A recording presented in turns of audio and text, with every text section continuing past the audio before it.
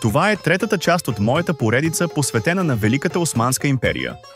От нейното създаване през 1299 година до нейния край през 1922 година. В тази серия разглеждаме ключови събития, владетели и борби, които оформят съдбата на една от най-влиятелните империи в световната история. Ако искате да разберете цялата картина и да се запознаете с началото и развитието на Османската империя, ви каня да се върнете и да изгледате първата и втората част от поредицата. Сега нека продължим към събитията, които белязаха началото на 17 век и управлението на някои от най-значимите султани на империята. Краят на 15 век донесе само леко подобрение на положението, след като беше постигнато мирно споразумение между Османската империя и един от нейните васали – Михай Храбри, който преди това бе постигнал успех в борбата срещу османските войски. Султан Мехмед трети продължи да седи на османския трон и в началото на 17 век, управлявайки още 3 години. Под негово ръководство, Османската империя влезе в новия век, сключила мир с някои от най-значимите си противници, включително Михай Храбри, който по това време вече управляваше Влашко и Трансилвания, обединени под едно знаме. Въпреки това, конфликтите не стихваха.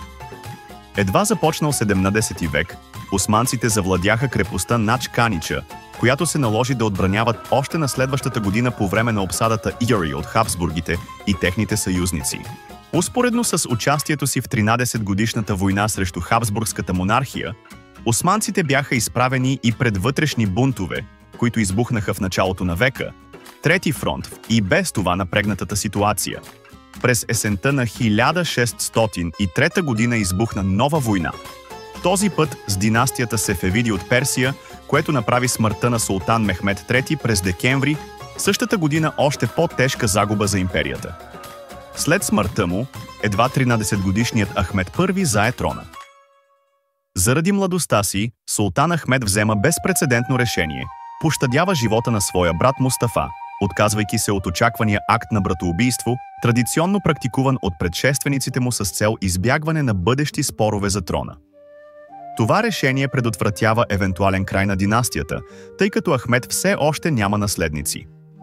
Въпреки възрастта си, младият султан се заема веднага с задълженията си, насочвайки вниманието си към бушуващата османо-сефевидска война. През юни 1604 година той изпраща армия от Константинопол, за да се изправи срещу сефевидите. Закъснели и неподготвени, османците не успяват да попречат на сефевидите да завземат Ереван и да продължат своето настъпление. Последват спорни решения от страна на Османската империя, които на практика водят до пропиляна една ценна година. Време и възможности, изгубени безвъзвратно. До 1605 година войната продължава да бушува. Турците, под командването на Мехмед Паша, влизат във временно съюзничество с Стефан Бочкай, княз на Трансилвания, който търси помощ от Османската империя. Въпреки това, продължаващите кризи от няколко посоки, включително и нови бунтове в Анатолия, принуждават султан Ахмед да приеме условията на договора от Житватурук през 1606 година. С този договор Османската империя признава австрийския хабсбургски император за равен по ранг, сериозен удар върху престижа и разрастването на империята в Европа. Османците са допълнително притиснати да предоставят търговски привилегии на Нидерландия, Франция и Венеция, стъпки, които отслабват още повече позициите им. Султанът е принуден отново да търси примирие с вечния си враг. Така, в края на 1612 година Османската империя и сефевидите подписват договора от Насух Паша. В резултат, всички територии, спечелени след 1578 година, са върнати на Персия, връщайки границите до тези, установени в 1555 година, според договора от Амасия. Същата година бележи и подновяване на мирните отношения с Франция, Венеция и Англия, както и подписването на нов търговски договор с Нидерландската република. Докато отчаяно се опитва да възстанови реда и хармонията в империята, Ахмед се стреми да успокои напрежението в границите си чрез нови регулации, религиозни дарения и строежи. Но усилията му остават в сянката на едно управление, белязано от безпокойства и кризи. Султан Ахмед се разболява и умира през ноември на 1613 година, оставяйки нестабилната империя под надзора на Мустафа I. В необичайна развръзка, смъртта на предишния султан оставя трона отворен за няколко претенденти, всички от които се намират в султанския дворец. Поради младостта на сина на Ахмед, дворцовата фракция, подкрепяща Мустафа, надделява и възкачва новия султан. Първия брат в историята, който наследява трона преди синовете на предишния владетел. Мустафа има малък успех в опитите си да стабилизира империята и често е описван като човек с тежки психически отклонения. В негово име управлява майка му, Халиме Султан, която успява да придобие значителна пряка власт. Все пак, след кратко управление, Мустафа е свален от друга дворцова фракция, която решава да го замени с сина на Ахмед, Осман II. Той заема трона през 1680 година на едва 14 годишна възраст. Осман е напълно наясно с отчаяната нужда от възстановяване на реда и стабилността в империята. Младият султан първо подписва договора от Сараб с сефевидите, след което лично води нападение в Полша, която по-рано се беше намесила в делата на османските васални държави по време на войните в Молдова. Въпреки че по-късно е необходим нов договор след загубата на османците в битката при Хотин през 1621 година, Осман не се отказва от целта си да възстанови престижа на империята. Обвинявайки еничарския корпус за некомпетентността им в предишните кампании, султанът взема решение да затвори кафенетата им и да намали заплатите им като наказание.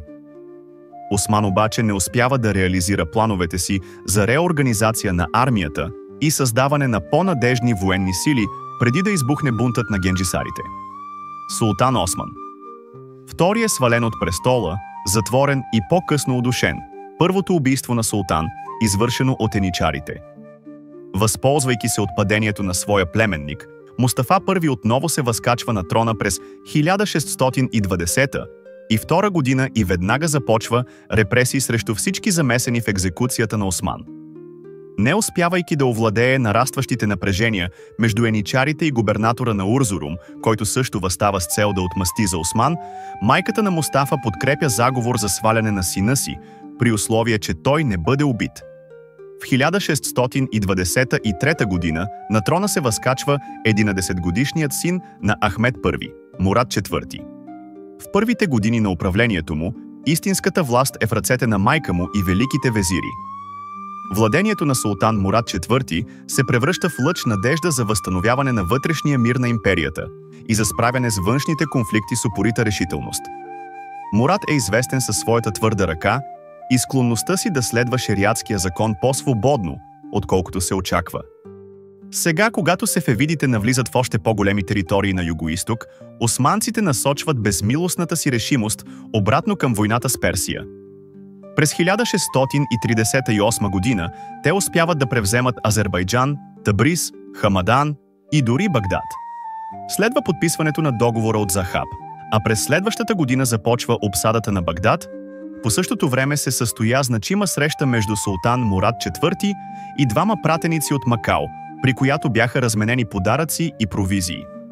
След това малък отряд османски войници беше изпратен да придружи макаоските на тяхната експедиция до Сурат. Иронично, въпреки че Мурад забранява алкохола, тютюна и кафето, той самият в крайна сметка пада жертва на алкохолната зависимост и през 1640 година предава трона на брат си Ибрахим I. Новият султан бързо търси мир с сефевидите и Австрия. Но в ярък контраст, до 1645 година Ибрахим вече разпалва война с Венеция за остров Крит. Като почитател на разточителството, управлението на султан Ибрахим носи увеличаване на данъците, което предизвиква недоволство и напрежение в региона. Велик везир Кара Мустафа Паша допринася за коригиране на икономическите проблеми в империята преди да бъде екзекутиран през 1644 година. Но това не е достатъчно. Тежестта от разходите на султан Ибрахим продължава да тежи. След неуспешен опит да бъде свален в полза на един от синовете му, еничарско въстание довежда до залавянето и убийството на султан Ибрахим I. Тронът се поема от 6-годишния му син Мехмед IV. Султан Мехмед IV, най-дълго управлявалият владетел на империята, поставя началото на кратък период на подобрение и засилена експанзия в Европа. Османците постигат успешни кампании срещу врагове като Венеция, Трансилвания, Полша и дори Русия. Въпреки това, в битката при Виена през 1683 година, османската армия претърпява тежко поражение от полско-литовските войски и техните съюзници.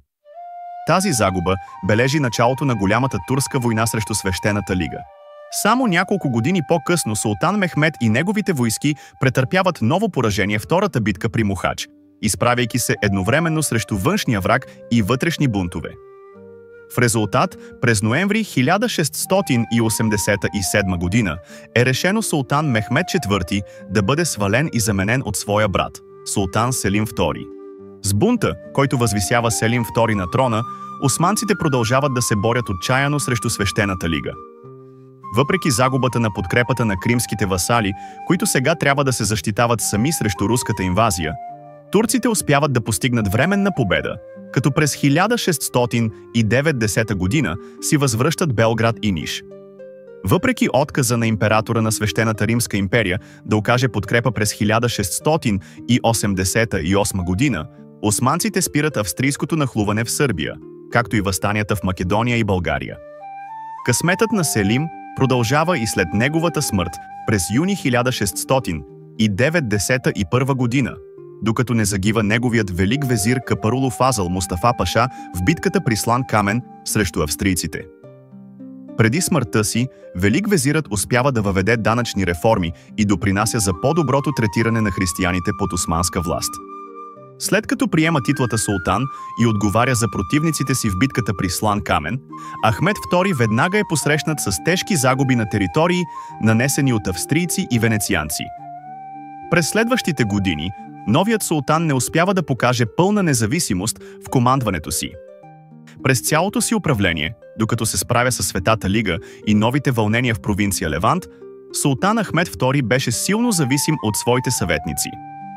След кратко и по-скоро посредствено управление, смъртта му през 1695 година, на 51 годишна възраст, доведе до възкачването на Мустафа II, син на Мехмед IV, който затвори последните години на 17 век като султан.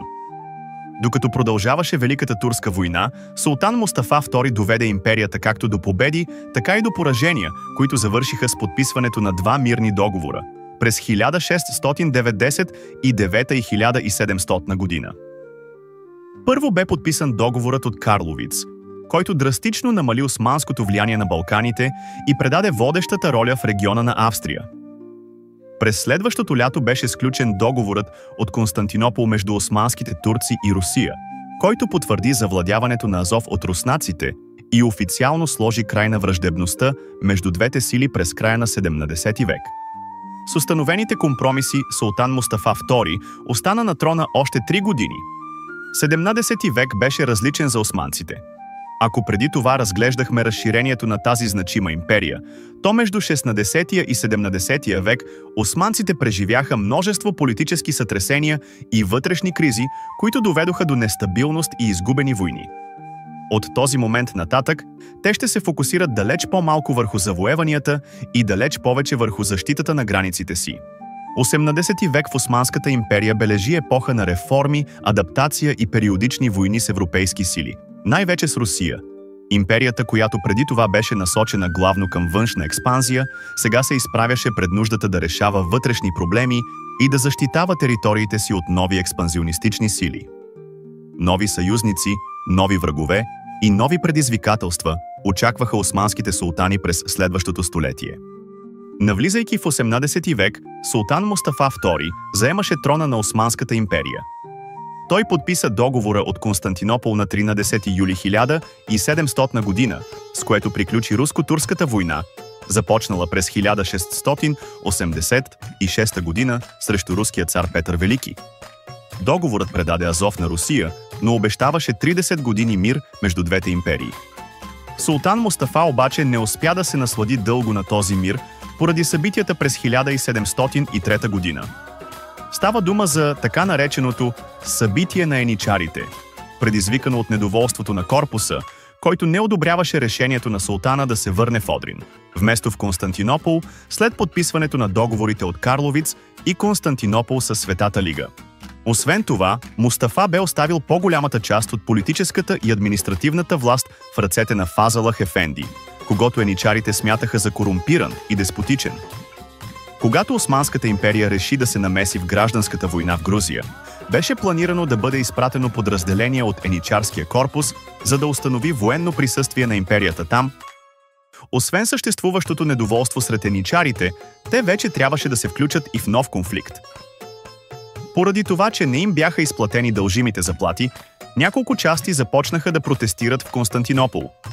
Към тях бързо се присъединиха цивилни граждани и други войници. Протестите прераснаха в бунтове, а когато Фазълах Ефенди нареди ареста на представителите на бунтовниците, тълпата насочи гнева си към Одрин. Но това не беше достатъчно за еничарите. С самите султански войници, вече присъединили се към протестиращите, Мустафа беше свален от трона на 22 август 1703 година, а Фазълах Ефенди – убит. Ахмед III, брат на Мустафа II, се възкачи на османския трон и се изправи пред предизвикателството да овладее бунтуващите се войски. Константинопол остана в състояние на неспокойно възмущение до назначаването на нов велик везир – Али Паша. Едва след това султан Ахмед успя да насочи вниманието си към външните дела, като започна да подобрява отношенията на Османската империя с Англия и Франция, както и да формира нов съюз с шведския крал Карл XII. След като Карл загуби от Петър Велики от Русия при битката при Полтава през 1709 година, той потърси убежище в Османския двор. Там успя да убеди султан Ахмед да обяви война на Русия през 1710 година, въпреки изключения договор от Константинопол, който би трябвало да гарантира 30 години мир между двете империи. Османският велик везир Мехмед Паша поведе войските към решителна победа, обкръжавайки хората на Петър Велики при река Прут. Русия не само се съгласи да върне Азов, но също така бе задължена да унищожи крепостта Таганрог, както и всички други укрепления в региона, и да се въздържа от намеса в полски или казацки дела. След като руснаците временно престанаха да бъдат пряка заплаха, султан Ахмед насочи вниманието си към венецианците и обяви война на Венеция през декември на 1714 година. Османците използваха координирани действия по море и суша, за да завладеят морея през следващата година. Веста за османската победа достигна до Австрия, което накара австрийския император Карл да се намеси. Така започна Австро-турската война, продължила от 1716 до 1718 година. Австрийският генерал от Хабсбургската династия, принц Евгений, повежда войските си към значителни победи срещу османците. Въпреки това, самата война започва да нарушава търговията на Нидерландия и Великобритания в Средиземноморието през 1780 година. В отговор, Великобритания и Холандия настояват османците, венецианците и австрийците да подпишат договора от Пожаревец, с който се слага край на конфликта и се потвърждава османското завладяване на морея. За нещастие на султан Ахмед, договорът също така го принуждава да отстъпи Белград, Малка Влахия и Банат на Австрия, ход, който сериозно затруднява западната експанзия на империята.